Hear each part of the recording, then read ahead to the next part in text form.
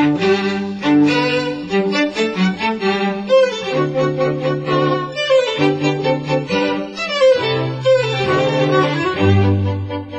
inhabitants of Sherborne then began shooting out of their windows at the parliamentarians. Right. They poured out of their doors shouting, "Kill the Roundhead dogs."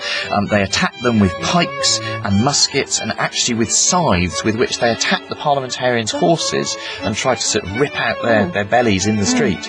That was Professor Mark Stoyle describing how Sherborne's royalist townsfolk ambushed parliamentarian cavalrymen in the Civil War.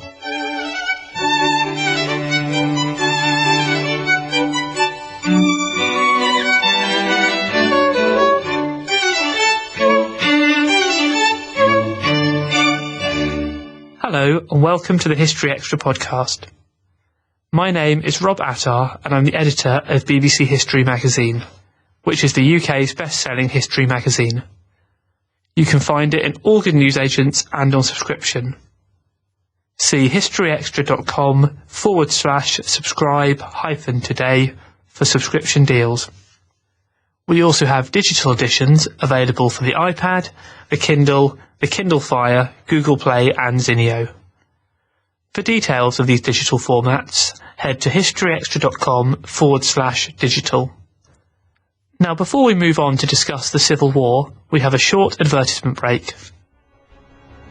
From Sunday Times best-selling author David Gibbons comes a brand new adventure set in ancient Rome, telling an epic story of brotherhood, loyalty and bloodshed against the backdrop of the legendary siege. Destroy Carthage takes readers into a world of extraordinary military tactics and political intrigue that Rome's warriors and citizens used to cheat death. Inspired by Total War Rome 2, from the best-selling Total War PC game series, Destroy Carthage is the first in a brand new series of novels. Out now in hardback and digital from all good bookshops. In the summer of 1642, some 7,000 parliamentarians marched against the Dorset town of Sherborne to take what they refer to as the cradle of Cavalierism in the west of England back under parliamentarian control. Our features editor, Charlotte Hodgman, met Professor Mark Stoyle at Sherborne Old Castle, the site of 2 Civil War sieges, to find out more about this volatile period in the town's history. Right, so Mark, we're sitting in the ruins of Sherborne Castle, which were home to the Digby family. Who were the Digbys and who did they support during the Civil War? Well, there's quite a curious story with the Digby family that before the Civil War actually broke out, it was felt by a number of people that George Digby might actually be a supporter of the Parliament, but in the end he sort of turned to the King's side, and he was seen by many of his sort of former friends as something of a traitor, really, in the run-up to the Civil War.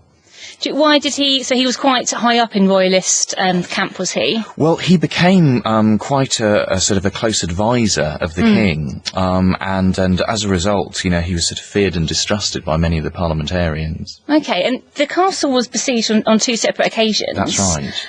What was so important about Sherborne and the castle that made the parliamentarians want to take back control? Yeah, I mean, it's an interesting question. I think that the real importance of Sherborne is that it lies in the heart of quite a royalist area. And this was one of the first communities really in the southwest of England that actually declared itself for the king and against the Parliament. Yeah. And because Parliament at that time was very dominant in this region, this was seen as sort of rebellion against the parliamentary forces, and they were keen to crush it really before this sort of outburst of royalism spread, if you like. So were they hoping to make maybe an example of Sherborne to other towns that might be the same? Possibly so, yeah. I think that at this stage, right at the beginning of the Civil War, it looked as if the whole of this part of England was going to come over to Parliament, so obviously they were anxious to make sure there shouldn't be any sort of outbursts of royalism, and I think you're right, that they were keen to make sure that here they stamped on royalism quickly before, if you like, the flame of support for the king was able to spread.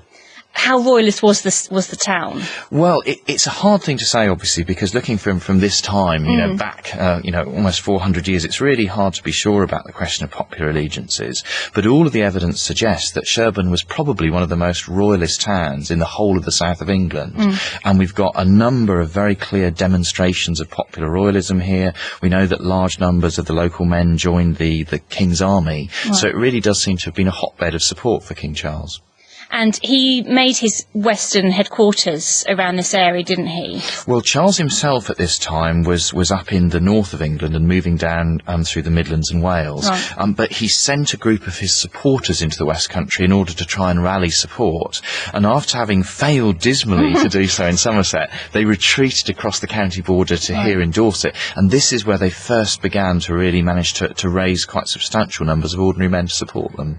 And at the time, what was the tide looking like? Who looked like they were going to be? I mean, had war actually broken out? Well, we're actually looking at this very interesting stage when we're just in the opening, the beginning months of the Civil War. The King had just raised his standard at Nottingham, just a short time before Sherborne becomes the centre of attention, really, in the southwest. And at this time, there was really very little evidence of other areas of the southwest that seemed to be coming out for the King.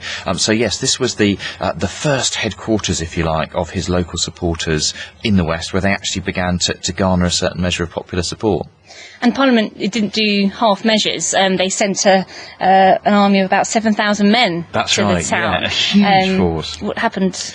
Well, really, as soon as the parliamentarians initially were quite exultant in having driven the royalist supporters out of Somerset, and I think they thought at that point that perhaps they'd dealt with the emergency in their area.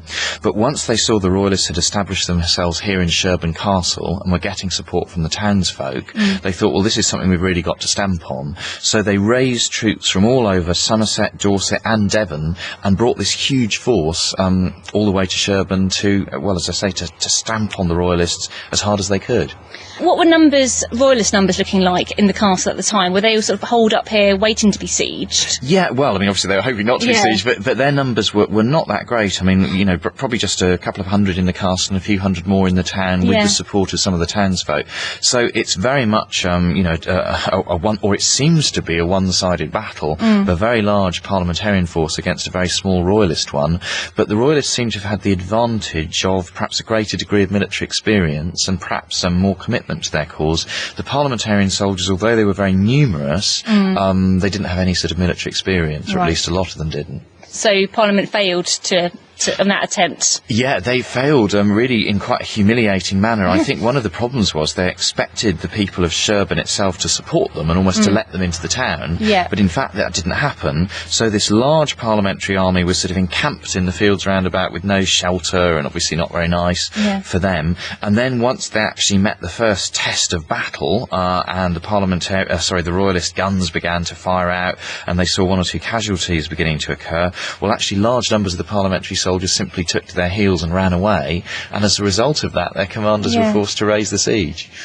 Is there anything about the position of the castle that helped as well, helped it to withstand the attack? I think first of all it's a really strong position. It's not going to be easy to take without large numbers of cannon, and then, as I say, the fact that the town was actually in alliance with the castle meant that whereas the royalists were, you know, cosy and well sheltered, they had beds, they had roofs and so forth, the parliamentarian soldiers were actually having to bivouac in the field, not something they enjoyed.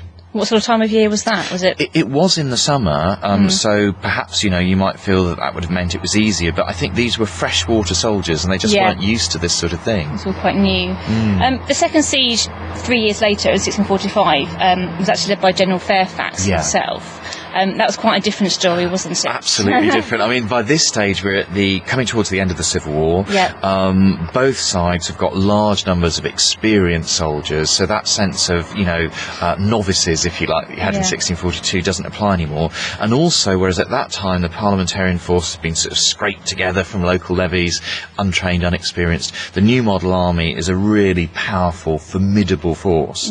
And you're talking about, you know, well over 10,000 men camped in this area, and really the royalists were facing a very tough proposition, and in particular the new model army possesses a very powerful field train of artillery pieces, and it was always likely that they were going to be able to simply blow holes in the walls of Sherborne and take it that way. I'm just looking out now from where we're sitting. You can imagine the thousands of parliamentarians sort of ready to siege the castle. It must have been quite a formidable sight from within. I think it must have been pretty frightening for them, really. And they also knew that by this time the tide of the war had turned against the king. His own main field army had been defeated at the Battle of Naseby a few months beforehand. Yeah. So it must have been pretty frightening for the royalist defenders. They knew that their side by this time had got had lost the upper hand, and they were now up against, the strongest army that England had ever seen. Do you think it would have made any difference to the outcome of the Civil War if they hadn't been able to take Sherborne that second time? Well, I think Sherborne was a very powerful irritant to them, and it also possessed, of course, this great symbolic value, because it was seen as the first centre of royalism in the west of England, the very cradle of cavalierism, as they put it. I think it was particularly important to them to crush this royalist centre of resistance. And of course, once that was done, there were several other advantages to them. It meant that there would be no royalist strongholds between them and London, which meant that they had clear lines of communication.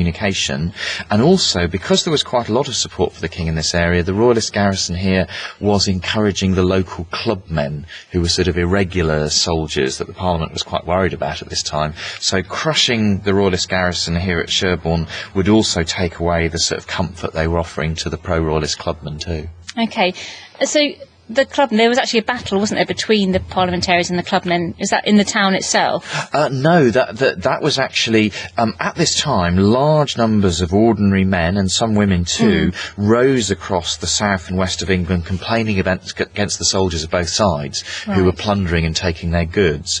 There's been a lot of debate amongst historians about, what the clubmen were really doing. Some people see them as completely neutral, who just hated both sides equally.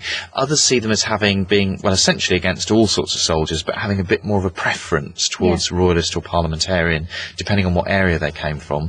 And certainly the clubmen around the Sherborne area do seem to have been infiltrated by royalist agents and to have had at least some leaning towards the king's side. So again, for that reason too, Parliament was quite keen to neutralise Sherborne. Yeah, I mean, Sherborne, like other towns of the period, you say it was fervently royalist. Yeah. What made certain towns decide, that it would come down on one side or the other? What sort of factors would be considered? Again, that's a really, really interesting question. It's one that I've spent, my career really looking at for years and years. I think there are all sorts of different factors, but to me, at least, I would argue it's a sort of mixture of religious and cultural conservatism. It's areas that are quite resistant to Puritan Reformation, that's to say to sort of godly Protestantism, the most advanced forms of Protestantism. They're much more keen on the sort of traditional service, the Book of Common Prayer, a rather more relaxed and traditional form of Anglicanism, if you like. Yeah. And at the same time, they're quite wedded to their traditional customs, the maypoles, the church ales, all the sort of the Merry England kind of things, if you like. And really not at all keen to embrace Puritanism, which they see as almost stamping on their sort of preferred form of religion and culture. And they see the king, I think, as the defender of that kind of English religion and culture, and Parliament as the sort of assailant or attacker of those kind of views. Right, so it wasn't necessarily Charles himself, it was what he stood for and what he represented. I would say it is that. I mean, some historians have argued that the influence of the Digbys was important. Obviously, they were the biggest local landowners. A number of their tenants were nearby. It may well be that they were able to exert a certain degree of influence as well. But no, I think you're right, Charlie. I would agree that it's not so much a sort of a blind loyalty to the king or to the Digbys, and it's much more seeing the king as the protector of the kind of religious and cultural traditions that they respected and admired. That's interesting, because I think sometimes it's easy to see people affiliating themselves to either side because of particular people, perhaps, or for the king. Yeah. But did it sort of come down to put their own, much smaller scale personal lives and what they could get out of it, really? I think so. I mean, again, the traditional line that would have been, pushed 50 years ago was that ordinary men and women didn't really care. They didn't really understand about the issues. They were told what to do, effectively, by their social superiors. So if the Digbys had said, turn out for the king, they would all just doff their caps and do it.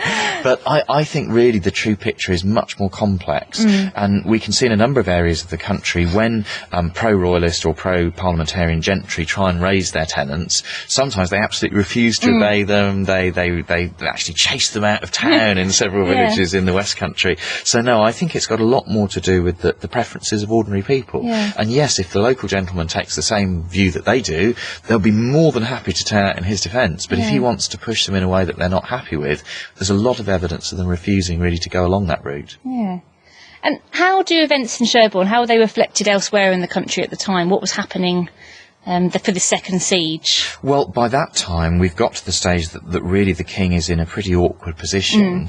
He's lost control of big tracts of the south of England and the Midlands, and he's really reduced to his sort of key core areas, if you like, which are Wales and Cornwall, which had always been very strongly royalist, some parts of the West Country further west from here, Devon, West Dorset, West Somerset, and the area around Oxford, which was, of course, his headquarters and his capital during the Civil War.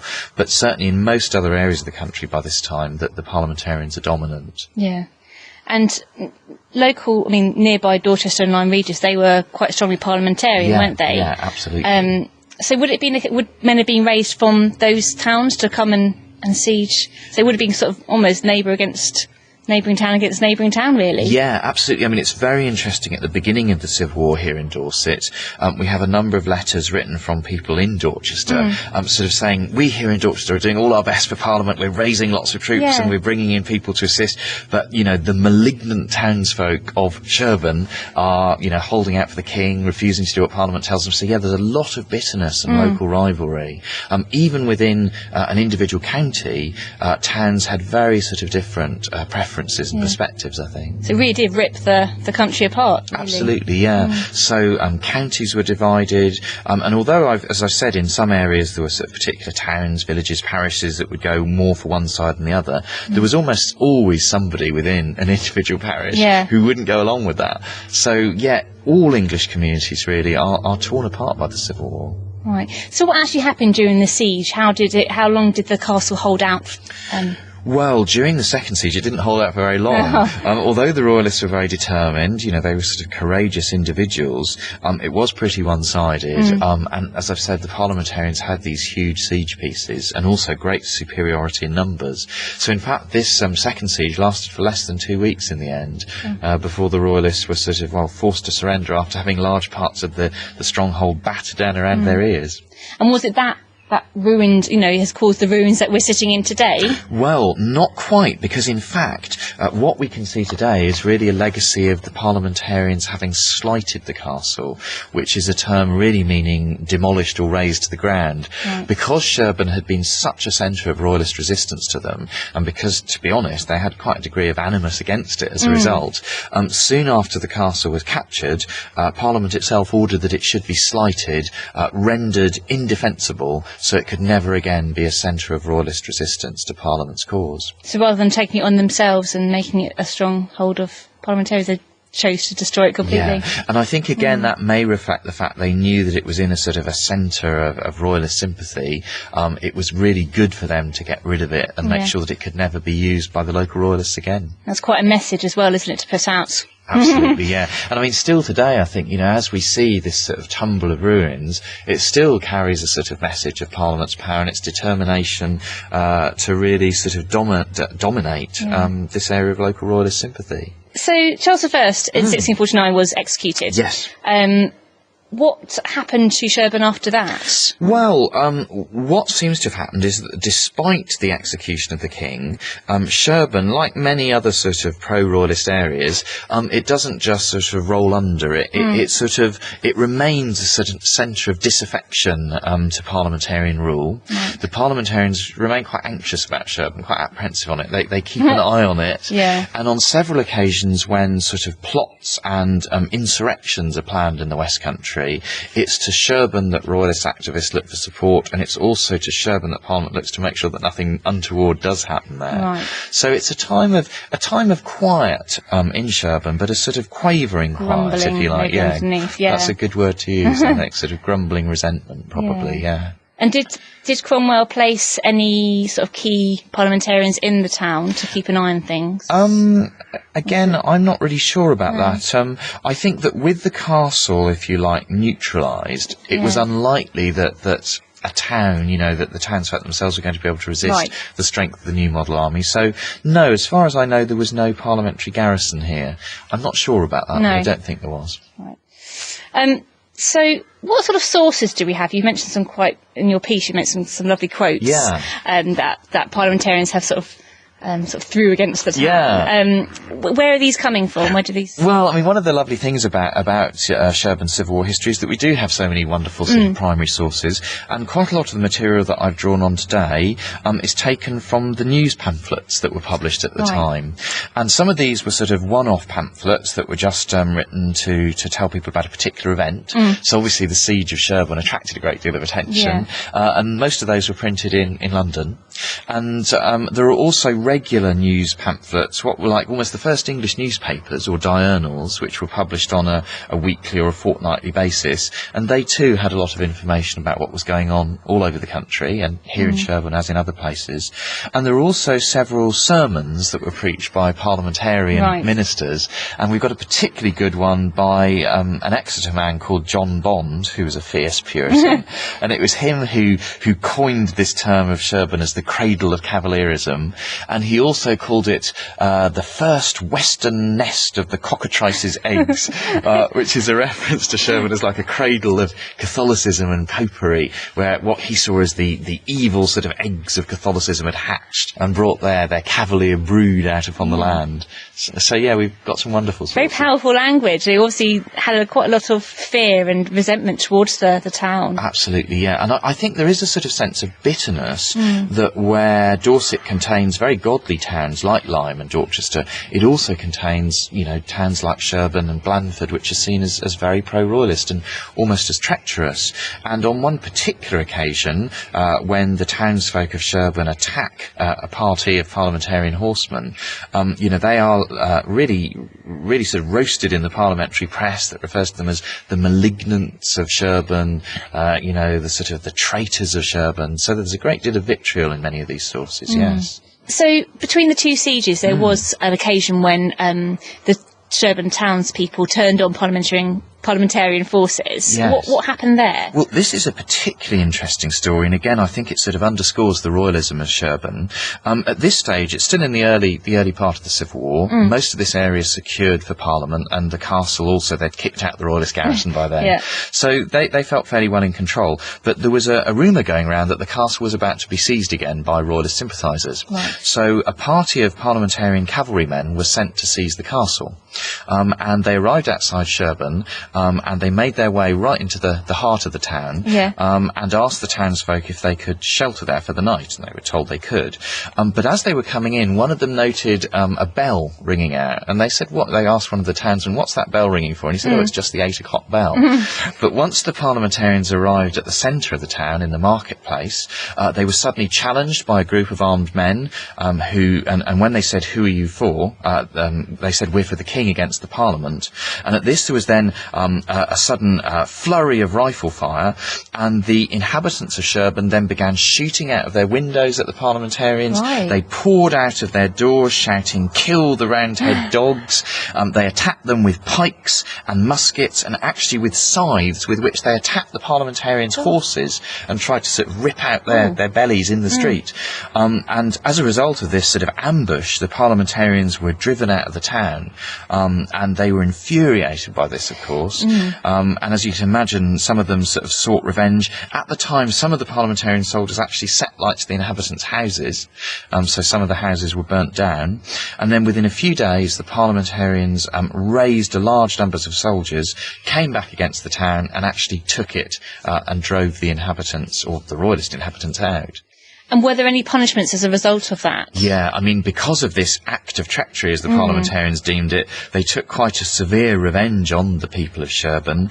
We're told that they pillaged all of their houses, they took away as much goods as they could carry, they arrested one or two of the most prominent townsmen, and as they rode out of the town again, taking all their pillage with them, we're told that they actually took down the town bell, which had been rung, to raise the town, and took it away with them, so it could never be used to raise the townsmen against them again. God, I mean, that's either a very brave move or a very foolish move on the part of the townsfolk. Yeah. What do you think made them do it? Was it pre-planned, or was it just a spur of the moment, all that kind of resentment that's been boiling underneath, simmering over the last few years? Again, it's a difficult question. I mean, I think you're right, though, that it was quite foolhardy. There aren't many towns in the Civil War, particularly undefended ones like Sherborne, that are sort of brave or foolish enough, to attack soldiers in their midst. So I think it does show, again, the royalism of the town. Whether or not it's pre-planned is hard to say, but the fact that the bell was rung out, the fact there was a group of soldiers waiting, the fact that everyone rushed to their windows, I think it probably had been planned. I think they knew they had arms as well, didn't they? Exactly, their arms were ready. I think they knew the parliamentarians were coming, and they thought, well, this is a relatively small body, perhaps we're strong enough in ourselves to repel them.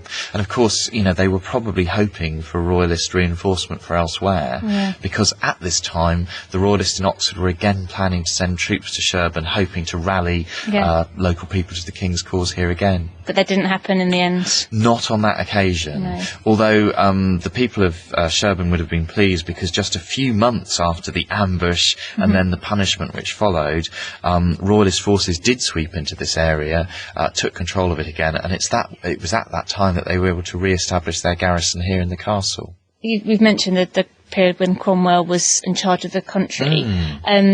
When Charles II was restored to the throne, I'm guessing that was a great cause for celebration in the town.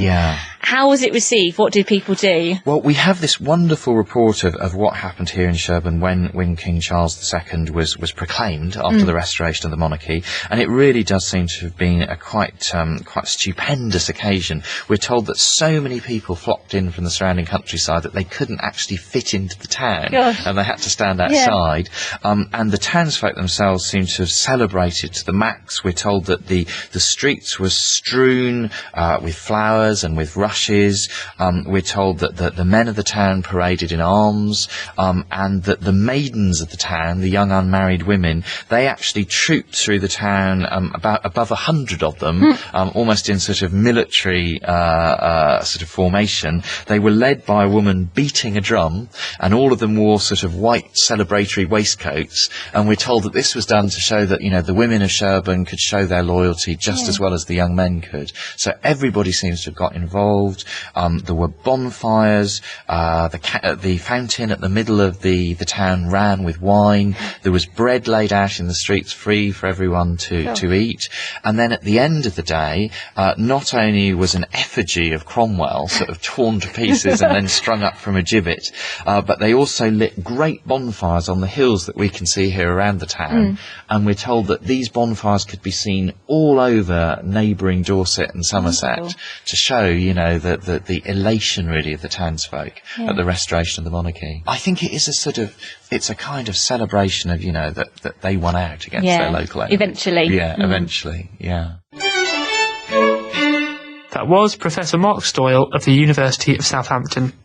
Mark's latest book is The Black Legend of Prince Rupert's Dog, Witchcraft and Propaganda During the English Civil War, and that's published by the University of Exeter Press.